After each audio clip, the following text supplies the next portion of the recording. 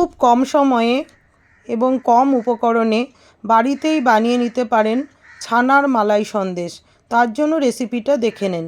আমি 1 লিটার দুধ এরকমভাবে ফুটিয়ে নিয়েছি। তারপরে কিন্তু গ্যাসটা বন্ধ করে 1.5 চামচ ভিনিগার, 1.5 চামচ জল একসঙ্গে মিশিয়ে ছানাটাকে কেটে নিচ্ছি। দেখুন ছানাটা কেটে গেছে। এইবার একটা কাপড়ে কিন্তু আমি ছানাটাকে রেখে জলটাকে ঝরিয়ে নিয়েছি। তারপরে একটা প্লেটে নিয়ে নিলাম। এবার কড়াইতে 1 কাপ দুধ দিয়ে তার মধ্যে একটু এলাচ দিয়ে ফুটতে দিলাম। এদিকে ছানাটাকে ভালো করে মেখে নিতে হবে হাত দিয়ে, যাতে কোনো দানা ভাব না থাকে। একদম মিহি করে ভালো করে ছানাটাকে মেখে নেব। এইবার দুধটা একটু ফুটে গেলে তার মধ্যে কিন্তু চিনি দিয়ে দিলাম। 4 থেকে 5 চামচের মতো চিনি দিয়েছি।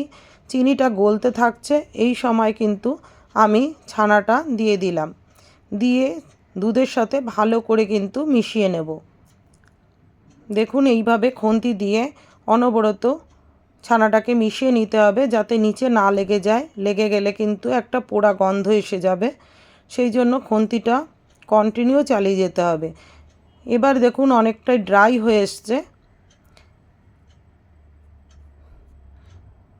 যখন বুঝবেন সাইড থেকে পুরো উঠে আসছে, তখন বোঝা যাবে যে ছানাটা হয়ে গেছে। এবার নামিয়ে নিচ্ছি।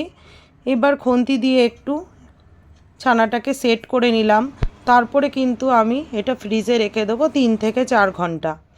দেখুন বের করে নিয়েছি ফ্রিজ থেকে। এবার এটাকে পিস পিস করে কেটে নিলাম। ছানার মালাই সন্দেশ কিন্তু একদম তৈরি হয়ে গেছে। খুবই সুন্দর হয়েছে, দেখতেও খুব ভালো হয়েছে, খেতে তো অসাধারণ হয়েছিল। এবার আমি এর ওপরে আরেকটু যাতে দেখতে ভালো লাগে তার জন্য একটা করে কিশমিশ দিয়ে দিচ্ছি ওপর থেকে। রেসিপিটা কেমন লাগলো আমাকে কিন্তু অবশ্যই জানাবেন।